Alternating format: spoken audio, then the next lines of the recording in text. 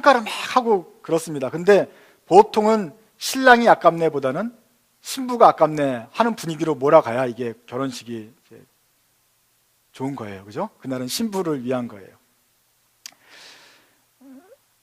보통은 신부가 예쁘다고 합니다. 결혼식은 과연 신부에게 불리한 것일까요? 신랑에게 불리한 것일까요? 누가 유리한 걸까요? 어떤 자녀가 엄마 아빠의 결혼식 사진을 보고서 물었습니다. 엄마는 왜 그때 흰 드레스를 입었어? 그것은 기쁜 날을 축하하기 위해서 즐거운 날이니까 흰 드레스를 입은 거야. 그래서 아빠는 까만 드레스 입었구나. 네. 누가 이득이라고요? 옷차림만 보면은 신부가 아주 그냥 너무 기뻐하는 것 같고 신랑은 이제 좀 그런 것 같습니다. 오늘 본문이 남녀가 결혼하는 모습입니다. 이제 그 사랑하는 남자와 여자가 만나시는 모습인데 그것을 보면서 하나님과 우리 사이의 그 결혼식을 생각해 보려고 합니다. 앞에 한번 나오셔서 읽어주시죠.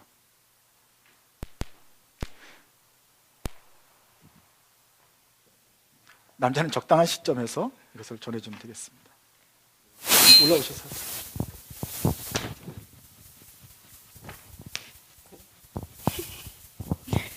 거친 들을 헤치며 연기 치솟듯 올라오는 저 사람은 누구인가? 모략과 유황 냄새 풍기며 장사꾼들이 가지고 있는 온갖 향수 냄새 풍기며 오는구나. 솔로몬이 탄 가마로구나. 이스라엘 장사 가운데서도 빼어난 용사 60명이 그를 호위하는구나.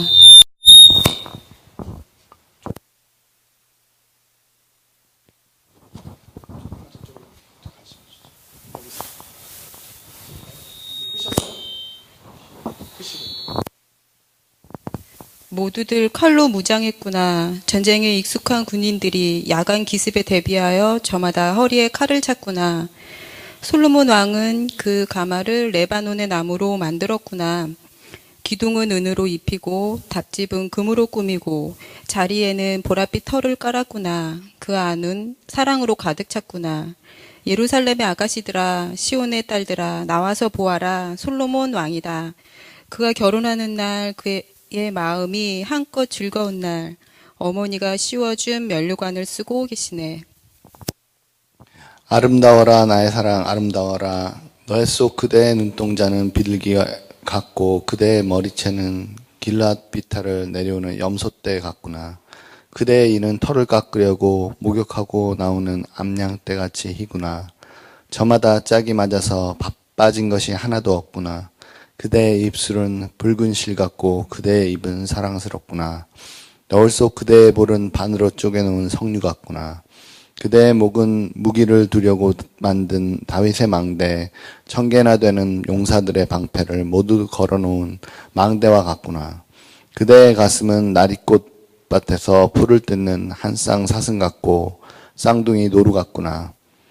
날이 저물고 그림자가 사라지기 전에 나는 몰약산으로 가려 하네. 유향 언덕으로 가려 하네.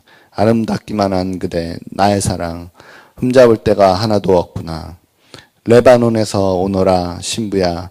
레바논에서 오너라. 어서 오너라. 아마나 꼭대기에서 스닐과 헤르몬 꼭대기에서 사자들이 사는 굴에서 표범들이 사는 언덕에서 내려오너라. 나의 누이 나의 신부야. 오늘 나 그대에게 마음을 빼앗기고 말았다. 그대의 눈짓 하나 때문에 몸에 걸린 구슬 목걸이 때문에 나는 그대에게 마음을 빼앗기고 말았다. 나의 누이 나의 신부야. 달콤한 그대의 사랑은 포도주보다 더 나를 즐겁게 한다. 그대가 풍기는 향내보다 그 향기로운 향기름이 어디 있느냐. 나의 신부야. 그대의 입술에서는 꿀이 흘러나오고 그대의 혀 밑에는 꿀과 젖이 고여 있다. 그대의 옷자랑에서 풍기는 향내는 레바논의 향기와 같다. 나의 누이 나의 신부는 문잠긴 동산, 덮어놓은 우물, 막아버린 샘. 그대의 동산에서는 석류와 온갖 맛있는 과일, 고백꽃과 나도풀과 번홍꽃, 창포와 개수나무 같은 온갖 향나무, 몰약과 침량 같은 온갖 귀한 향료가 나는구나. 그대는 동산에 있는 샘, 생수가 솟는 우물, 레바논에 흐르는 시냇물이라. 북풍아 일어라 남풍아 불어라 나의 동산으로 불어오너라 그 향기 풍겨라 사랑하는 나의 이미 이 동산으로 와서 맛있는 과일을 즐기게 하여라. 나의 누이 나의 신부야 나의 동산으로 내가 찾아왔다. 몰약과 향료를 거두고 꿀과 꿀송이를 따먹고 포도주와 젖도 마셨다. 먹어라 마셔라 친구들아 사랑에 흠뻑 취하여라. 아멘. 이렇게 돌아가면서 하니까 참 좋습니다. 만약에 저랑 저희 사람이 계속 했으면 얼마나 웃길 뻔했어요. 그래서 다음 주 또 기도해 주시고 준비해 주시면 좋겠습니다. 3장 6절에서 11절 보니까 여자가 말합니다. 여자가 말하는데 내용이 다 남자에 대한 내용이에요. 그 남자가 지금까지 정체가 뚜렷하게 드러나지 않았는데 오늘 드러납니다. 그게 누굽니까? 솔로몬이 임금이었습니다. 솔로몬이 오는데 벌써 제일 먼저 오는 건 향기예요. 몰향 냄새, 유향 냄새, 장사꾼들이 온갖 가지고 오는 그 비싼 것들이거든요. 온갖 혼수품을 앞세우고 오는 것이 벌써 냄새로 느껴져요. 그 다음에는 보무도당당하게 60명의 호위무사들이 앞장서서 오면서 그 위용을 자랑합니다. 호위무사들이 그냥 오는 게 아니에요. 허리에 차를 차고 야간 기습에 대비하여 전투복장을 완전히 하고 번쩍번쩍 이런 옷을 입고 척척 걸으면서 그 왕을 앞을 인도합니다. 아직 그 자기의 사랑하는 남편이 오기 전부터 이 장사꾼들이 온갖 약재들과 혼수품들 가져오고 그 위에 군사들이 오고 그 위에 가마가 옵니다. 솔로몬의 가마인데 그 레바논에 만들고 금박을 한 그 멋진 가마 속에 왕이 있어요. 왕은 그 엄마가 축복하면서 씌워준 왕관을 쓰고 계십니다.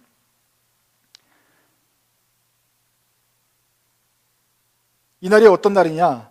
그가 바로 결혼하는 날이라서 어머니가 모든 것을 준비해서 그가 혼수품 그들을 이끌고 이제 신부에게로 다가오는 장면입니다. 신부는 바로 이 날을 기다렸던 아주 행복한 날인 것이죠. 남자가 와서 노래를 합니다.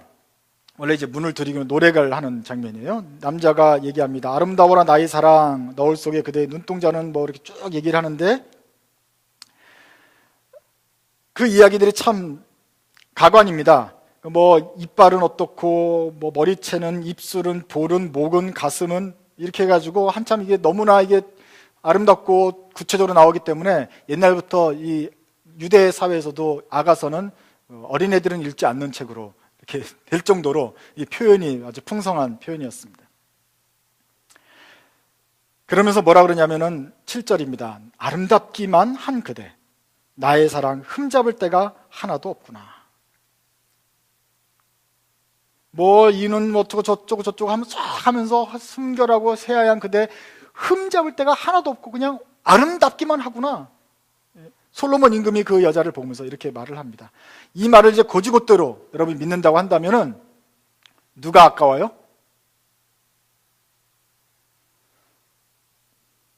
신랑이 아까운 거죠. 아니, 신랑이 아까운 게 아니라 신부가 아까운 거지. 신부가 아까운 거죠. 신랑이 봉잡은 거죠. 아름답기만 한 여자를 지금 받아들이니까 신랑이 그렇게 금은과 은금 패물을 가지고 바쳐야지 겨우 데려갈 만한 신부감이구나 이렇게 생각할 수 있을 거예요. 오죽 신부가 예쁘고 속이 꽉 찼으면 신랑이 저렇게 왕인데도 저렇게 좀 비굴하게 이거 갖다 바치면서 이렇게 사랑의 노래까지 바치면서 이 여자를 데려가려고 하나, 우리는 그렇게 생각할 것입니다. 그래서 신부가 더 높고 신랑이 지금 신부가 아깝다 이렇게 얘기할 수 있겠죠. 근데 신부가 압니다. 다른 사람들은 그 상황을 보면서 신부가 뭔가 크게 있나 보다 생각하겠지만 신부는 압니다. 신부는 자기가 이렇게 칭송을 들을 만한 사실이 아니라는 걸 알아요. 아름답기만 하다, 그 말도 사실 아닌 것 같고요. 흠잡을 데가 하나도 없다, 흠이 있다는 걸 신부가 알아요. 우리 1장에서 했었죠. 신부가 노래합니다. 사람들아, 나는 검지만 아름답다. 아름다워, 근데 검어. 신부도 알고 있어요. 솔로몬의 휘장처럼 되고 싶어요. 그런데 나는 계달의 장막같이 텐트처럼 까만 텐트예요. 거칠고 막 쓰는 그런 검은, 그러나 좀 아름다운 그런 텐트에 불과해요. 그러니까 흠이 많아요. 흠이 많고 어려워요. 뭐가 이게 이런 대접을 받을 자격이 없어요. 그런데 이상하게도 그 임금이 나를 어여삐 여겨 주셔요. 그리고 나를 흠이 없다고 해줘요. 그리고 나를 맞으러 이렇게 막 재물을 가지고 와서 신부를 삼아 가요. 이럴 때 신부는 어떻게 해야 됩니까? 모르는 척하고 빨리 받아주어야 됩니다. 모르는 척하고 신랑의 마음이 변하기 전에 빨리 시집을 가야 됩니다. 이런 기회가 자주 오는 게 아니다. 나의 힘을 내가 알지만 그래도 신랑이 이 남자가 나를 너무 나를 아까이 이쁘게 여겨서 나를 택해 주었기 때문에 이때 그냥 모르는 척하고 가는 거다. 그래서 신부가 너무 행복한 마음으로 그야말로 하얀색 옷을 입고 나와서 기쁘게 신랑과 함께 이제 결혼식을 하려고 하는 거예요. 하나님하고 우리와의 관계를 나타내는 거죠. 하나님이 왜 우리를 택했는지는 잘 모르겠어요. 왜 이 세상 많은 사람들 가운데서 우리에게 이렇게 이런 믿음을 주셔서 우리를 믿게 하시는지 몰라요. 세계에는 하나님을 믿고 싶지만 믿고 싶어도 믿을 수가 없어서 못 믿는 사람들도 있어요. 교회에 나오고 싶고 하나님의 자녀가 되고 진리를 찾고 싶지만 어떤 계기가 안 돼서 그냥 교회에서 교회를 못 나오는 사람도 있단 말이에요. 그런데 우리는 어떻게 무슨 은혜를 받아서 하나님을 알게 되고 듣고 여기 나와서 예배를 드리고 있고 하나님 하면은 이렇게 통하는, 벌써 우리가 신부가 되었다는 것 자체가 이거는 굉장한 은혜입니다. 아무개나 있는 게 아니죠. 기적과 같은 일이에요.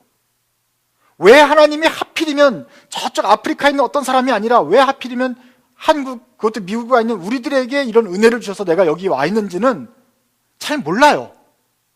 그거는 이유가 없어요. 그건 하나님만 알고 있어요. 근데 중요한 거는 그 하나님이 우리한테 와가지고 너는 참 흠 없다. 내가 너를 백성 삼겠다. 나랑 결혼하자. 이렇게 말해주는 거예요. 근데 우리가 알죠? 흠 있어요, 없어요? 아름답기만 합니까? 우리가 정말 뭔가 이 왕하고 이렇게 같이 견줄 만한 그런 상태가 됩니까? 안 돼요. 그런데 왕이 택해 주었어요. 우리는, 이솜씨, 우리는 못 이기는 척하고 신랑의 마음이 바뀌기 전에 감사함으로 하얀 옷을 입고 나가서 신부가 되는 거예요. 이게 은혜입니다. 하나님이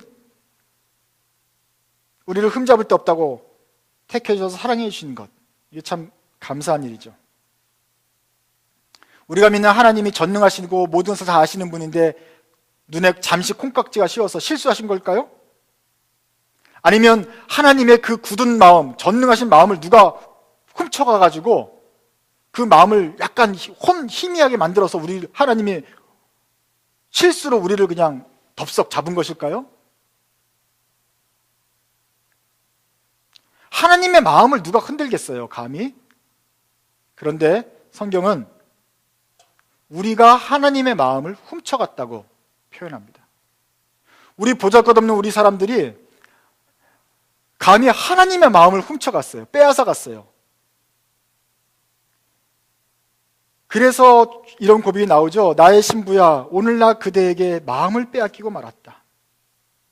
그대의 눈짓 한 번 때문에 나는 그대에게 마음을 빼앗기고 말았다. 우리한테 마음을 빼앗겼대요. 그러니까 이런 좀 믿지는 장사를 하고도 주님이 아름답기만 하다, 이런 찬송이, 우리를 향한 찬송이 나올 수가 있는 거예요.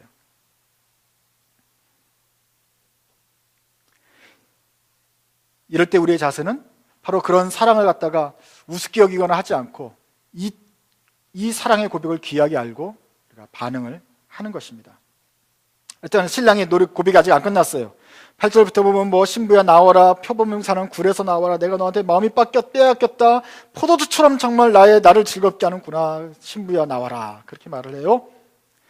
12절부터 약간 좀 다른 이미지가 나옵니다. 이제 좀 본격적인 청혼 같은 거예요. 12절, 나의 누이 나의 신부는 문 잠긴 동상 같다, 덮어놓은 우물 같다, 막아버린 샘 같다, 그래요. 당신은야말로 정말 비밀의 화원이다. 거기서 모든 아주 아름다운 기기묘묘한 가든이 있는데 당신은 어떤 가든이냐? 문이 탁 막혀 있는 그런 가든이야. 그래서 아무나 거길 막 못 들어가. 나를 위해서 탁 보관해둔 아주 나만의 가든이 만들어 놓은 거야. 문이 막혀 있어요. 동산이라고 한다면 막혀 있는 거고, 우물이라고 한다면 우물에 생명수가 있는데 거길 덮어놨어요. 그 당시 그 동네는 다 덮어놓거든요. 우물을 열어놓으면 증발을 하잖아요. 그래서 웬만하면 다 뚜껑 덮어놓고 필요할 때 열어놓고 그러는데 덮어놨어요. 그러니까 이렇게 보관이 되어 있는 상태예요. 그 다음에 샘이에요. 샘이 나오는데 그걸 잠시 막아놨어요. 필요할 때 열려고 하니 거니까 언제든지 열 수 있는 곳이에요. 당신은 그런 곳이야. 만약에 열기만 하면 그거는 뭐가 있느냐? 뭐 석류나무, 뭐 고별꽃, 나도풀, 버논꽃, 창포, 개수나무, 온갖 아름다운 것들이 다 있다. 그런데 아직 개봉이 아직 안 돼 있고 내가 가서 개봉되기를 원하는 바로 그런 잠근 동산과 같은 그대요. 잠근 동산과 같은 그대요 하면서 신부를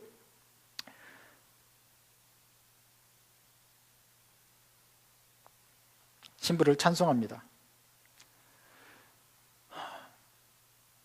강한 왕이라면은 정말 그 동산 속에 있는 그 아름다운 것을 얻고 싶다고 한다면 어떻게 하겠어요? 동산 문을 열어 제치겠죠. 우물 뚜껑을 확 밀치고 물을 마시겠고요. 샘물 막아놓은 돌을 밀치고 샘물을 마시겠죠. 이것은 힘으로는 할 수 있습니다. 그런데 힘으로 만약에 동산을 열고 그것을 다 먹는다고 한다면 그것은 사랑이 아니죠. 그건 침략이죠. 정복하는 거죠. 힘으로 하지 않고 이 왕이 그 수십 명의 호위무사를 거느리고 있음에도 불구하고 기다립니다. 나의 누이, 나의 신부여, 자네는 잠근 동산 같구나. 그러면서 신부의 마음을 여는 것이 바로 이 노래입니다. 근데 신부가 여기에 응답을 해요. 벌써 이 신부의 마음을 우리가 알고 있어요. 이게 웬 떡이냐 하면서 신랑의 청혼을 기다렸다는 듯이 신부가 반응하는데 한번 16절 한번 읽어봅시다. 같이 읽겠습니다. 시작. 북풍아 일어라, 남풍아 불어라, 나의 동산으로 불어오너라. 그 향기 풍겨라. 사랑하는 나의 힘이 이 동산으로 와서 맛있는 과일을 즐기게 하여라. Will you marry me? 그러면 예스 하는 거와 똑같은 거예요. 무슨 말이냐면 그대는 잠근 동산이요, 나를 위해 열어주오. 그러자 신부가 어떻게 말해요? 북풍아 불어라, 남풍아 불어라. 나의 이 동산 안에 각종 과실나무의 그 향기가, 지금 꽃향기가 있는데 이것이 휙 불어가지고 저쪽으로 슉 나가게 만들어라. 그러면 이 남자가 이 향기를 맡고 그 동산으로 이끌림을 받아서 동산 문을 열고 들어올 게 아니냐, 이 숨겨진 화원을 찾아서 들어올 게 아니냐, 나의 그 페르몬의 향기를 저쪽으로 확 보내줘라. 그러면 남자가 그것을 들고 올 것이다. 이 여자가 맞아들이는 예스라는 그런 표현인 것입니다.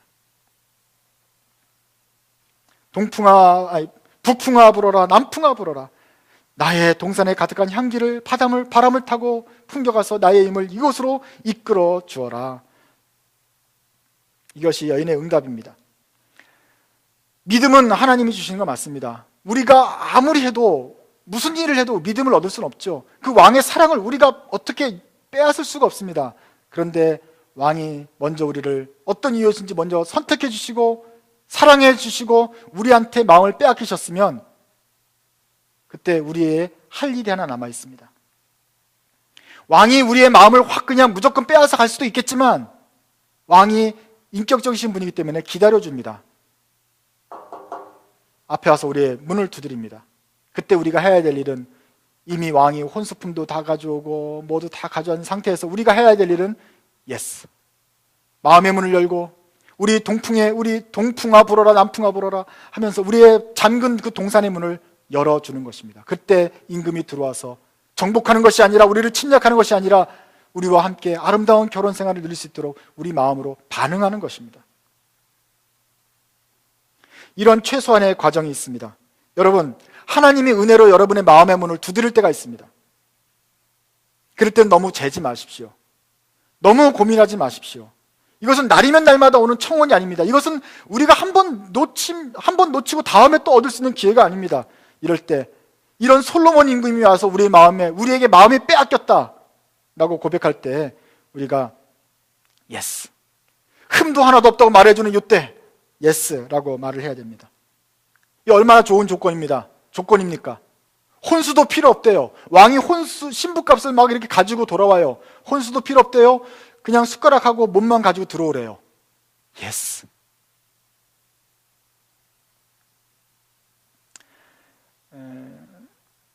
보통은 여러분 결혼식장에 가면은 다 신부가 아깝다 이렇게 말을 해야지 분위기가 맞는 말입니다. 그런데 이 결혼은 사실은 신랑이 아까운 결혼입니다. 술람미 여인과 알고 봤더니 그 남자가 솔로몬 왕이었어요. 까만 여잔데 이 남자는 얘를 흠이 없다고 봐줘요. 그러니까 신랑이 완전히 미치는 결혼인데, 그리고 신부가 봉을 잡은 것이죠. 이런 좀 아까운 결혼, 주님이 먼저 우리에게 제안하셨습니다. 그때 우리가 할 대답은 우리 속에 있는 그 작지만 그 꽃향기가 있다면 이것이 나의 남편에게 가서, 뭐라도 하나 흠모할 만한 것이 있다면 그것이 남편에게 가서 바쳐서 그 남편이 나에게 오는 그런 응답을 하는 그런 믿음의 반응이 우리에게 있기를 바랍니다.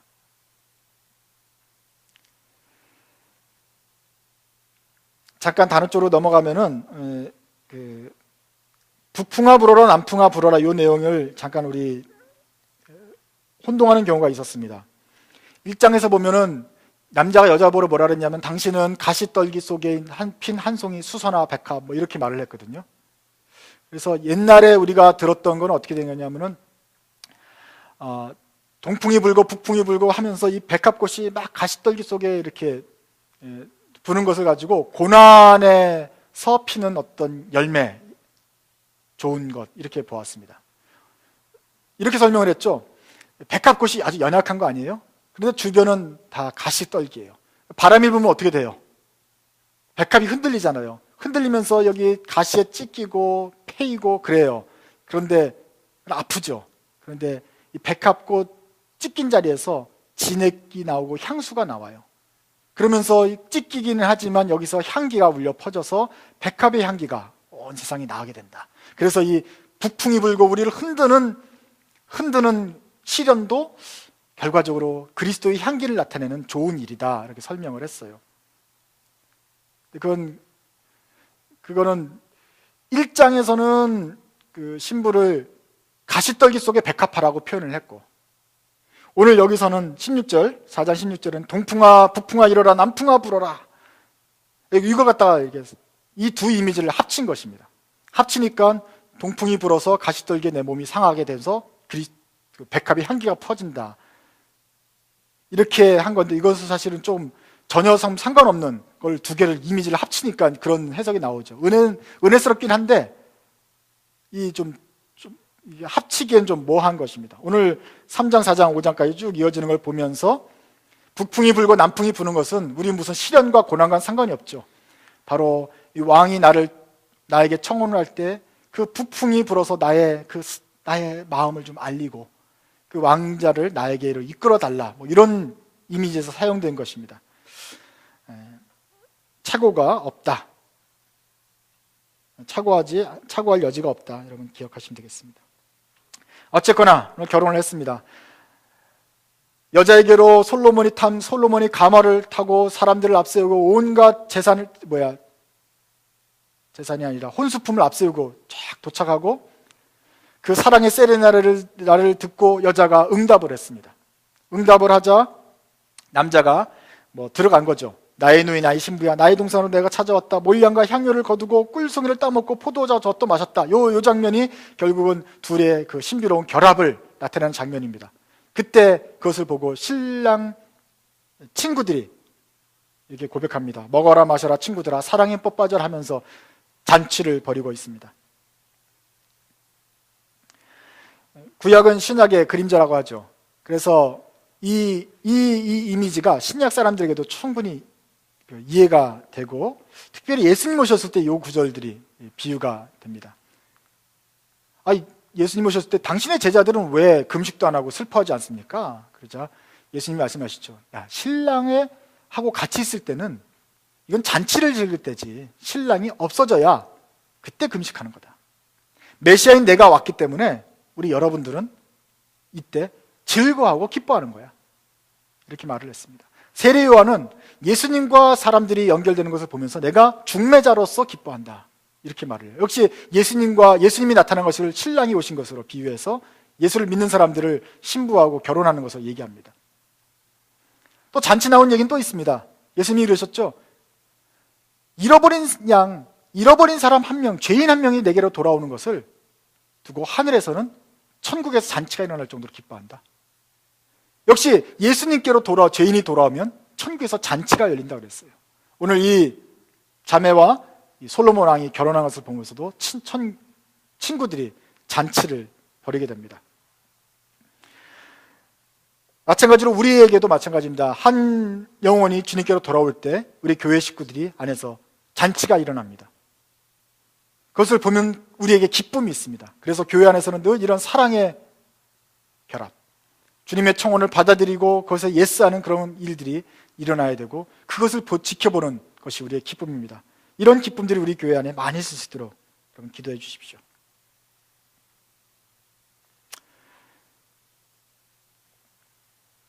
마지막으로 신부가 불평할 걸 한번 생각해 보겠습니다.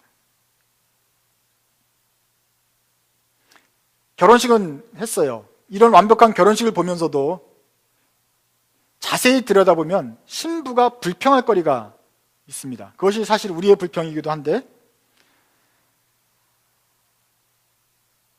신부가 불평할 것 중에 첫 번째는 뭐냐면은 신랑을 보면서 한심하게 여기는 거죠. 내 흠을 좀 봐라. 내가 어디 봐서 사랑스럽기만 하냐? 내가 흠이 없냐? 점이 없냐? 당신이 지금 내 남편이 된다고 하니까 말인데 그 정도의 판단력을 가지고 내가 평생 어떻게 믿고 살겠냐? 사람 보는 눈이 그렇게 없냐? 흠이 많은데 어떻게 흠이 없다 그래? 이해되죠? 이 남자를 믿고 평생을 살아야 되는데 이 남자는 나보고 흠이 없다 그래. 흠이 있는데. 아니 바보 아니야? 어떻게 이렇게 믿지는 거래를 해? 이렇게 평생 이렇게 살면 내가 당신하고 어떻게 살겠어? 이런 불평이 나올 수 있습니다. 그런데 신부가 이런 불평을 하면 될까요? 안 될까요?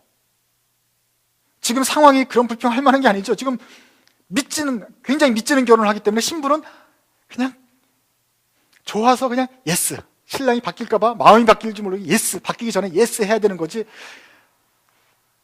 당신이 지금 정신이 눈을 씻고 좀 뭔가 낀 거지. 눈을 씻고 좀 판단을 좀 제대로 해봐. 이렇게 말하지 않죠. 신부는 우리는 불평할 수 있을 거지만 사랑을 받는 신부는 거기에 대해서 불평할 수 없습니다.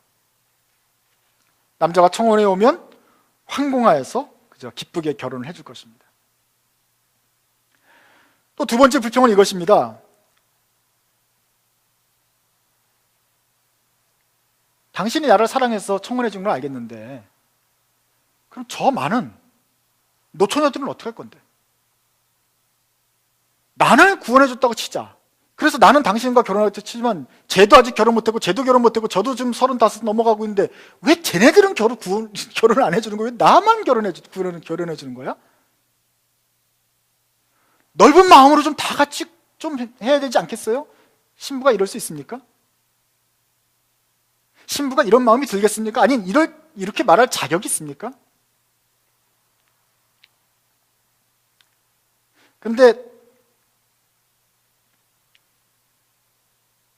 우리는 아무도 결혼식 할 때 이런 상황이 있었어도 이런 매정한 사람 같으냐고, 저런 사람들은 왜 신경도 안 쓰고 저런 사람들은 사랑을 해주고 왜 나만 사랑하냐고 이렇게 불평하지 않습니다. 그것은 정말 흠 많은 검은 여자 중에서 구원받은 신부가 할 만한 이야기가 아니기 때문에 그렇습니다. 지금 신부는 이유를 알 수 없지만 하필이면 그래도 나를 구원해 주신 것에 너무 감격해가지고 나를 흠없이 여겨준 것에 너무 감격해서 기쁜 마음으로 흰옷을 입고 나와서 예스 하는 것 밖에는 마땅한 게 없습니다. 그러지 않고 왜 다른 사람을 안 구원해 주느니, 당신의 왜 판단력이 그런 정도니 우리가 따지고 재고할 것이 없다는 말입니다. 이날은 신부가 다른 사람 생각할 날이 아닙니다. 구원받을 구원하실 만한 어떤 다른 사람들 생각할 것이 아니라 오늘 내가 택함 받았다는 것에 감사하고 기뻐하며 즐길 날입니다. 여러분, 여러분의 딸이 결혼을 할 것입니다. 결혼을 하는데 결혼식장에 신부가 서가지고 그날만큼은 그래도 생각 없이 정말 기뻐하고 정말 순전하게 결혼식을 즐기기를 우리가 원할 것입니다. 그런데 그 신부가 서가지고 쟤도 35인데 결혼해야 될 텐데 왜 쟤는 결혼을 누가 안 해줄까? 언니 내가 먼저 가서 미안해 막 그러면서 울고 이러면은 우리 마음이 어떻겠어요? 이날만큼은 신부가 좀 기뻐했으면 좋겠고 즐겼으면 그냥 그 순간은 그대로 아무 생각 없이 좀 그냥 행복했으면 좋겠어요. 이게 우리의 마음입니다. 근데 우리 그리스도인이 어쩌면 신경을 너무 많이 쓰는 신부가 될지 모르겠어요. 세상 걱정을 다 짊어지고서 늘 힘들어요. 지금도 죽어가는 사람들인데 내가 과연 이런 기쁨을 맛보아도 될 것인가? 나는 기쁘고 지금 좋지만 지금도 굶어가는 사람들인데 지금 이거 어떻게 할 거야, 주님? 주님, 저 사람들을 어떻게 할 겁니까? 그래서 기도가 불평이 나오고 이게 주님과 사랑의 말을 속삭이기보다는 이렇게 신경 쓸 게 많아요. 신경 쓸 게 많아요. 그런 사람들을 가지고 가리켜서 메시아 신드롬에 빠졌다고 말을 합니다. 마치 예수님께서 세상을 구원하시는 듯한 모든 짐을 진 것처럼 우리가 나와가지고 주님과 사귀기 전에 사귀려고 하는데 사랑을 빠지기 전에 세상의 모든 고통받는 사람들이 다 생각이 나가지고 이 사람 때문에 주님을 정작 이렇게 사랑하는 걸 힘들어해요. 여러분, 우리가 기독교가 덮어놓고 믿는 종교가 아니기 때문에 생각을 해야 됩니다. 그리고 우리가 고민도 해야 됩니다. 머리를 써서 하나님을 생각하고 주님께서 주신 책임에 따라서 인류도 생각하는 것이 맞습니다. 그러나 이성적인 면만 신앙이 있는 것이 아니라 또 다른 측면으로 우리의 감정적인 면이 있습니다. 그저 사랑하는 면이 있습니다. 온 세상을 다스리는 그 이성적인 임금님이 자신의 채통도 없어버리고 그냥 눈에 콩깍지가 씌워가지고 우리를 사랑한다고 하셨으면 우리도 그저 예스 하면서 그냥 조금 나사가 풀린 것처럼 기뻐해도 괜찮습니다. 이것이 또한 우리의 사랑의 한 모습입니다. 하나님께서 우리에게 도둑 내 마음을 네가 훔쳐갔다라고 말을 하면서 우리에게 사랑을 고백할 때 우리도 좀 나사가 풀린 것처럼 내 마음도 주님이 뺏어갔네요 하면서 이렇게 화답을 해가지고 둘이 하는 거죠.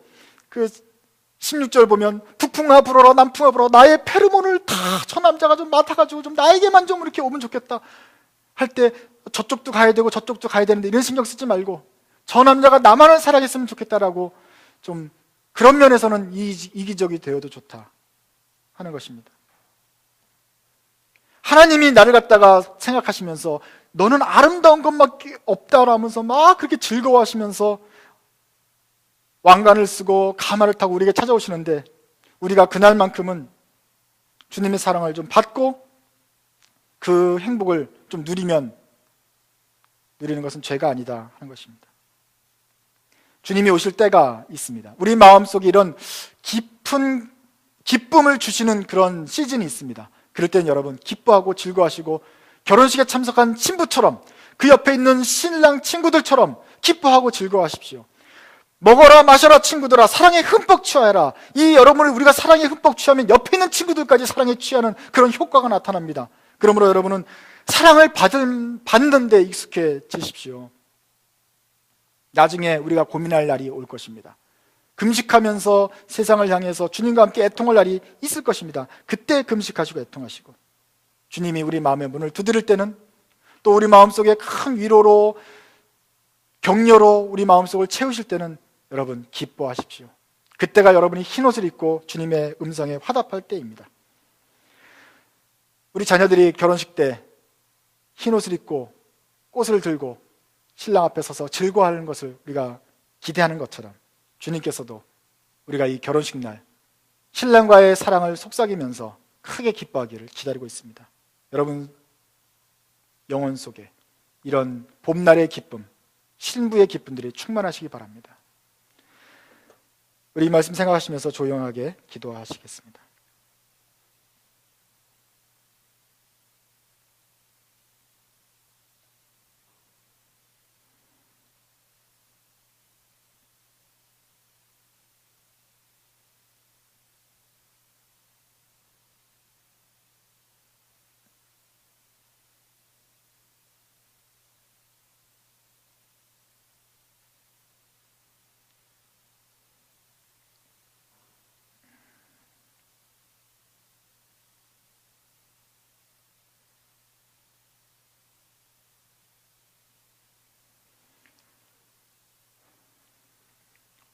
왕 중의 왕이신 하나님, 주님께서 저희를 아름답기만 하다고 하셨고 나의 사랑이라고 부르시면서 흠잡을 데가 하나도 없다는 그 칭찬을 저희가 받을 만한 자격이 없습니다. 그런데도 주님께서 저희를 사랑해 주셔서 고맙습니다. 주여, 이 사랑에 어떻게 해야 바르게 반응할 수 있습니까? 이 사랑에, 이 감당할 수 없는 사랑을 어떻게 해야 저희가 화답할 수 있겠습니까?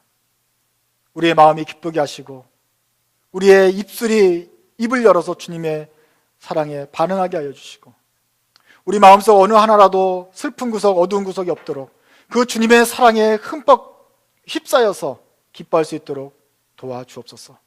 주님께서는 저희와 이렇게 전심으로 사랑하기를 원하시는데 저희도 손을 내밀어서 주님의 사랑을 마음껏 받아들일 수 있도록 우리의 삶을 축복해 주시옵소서. 예수님의 이름으로 기도드립니다. 아멘.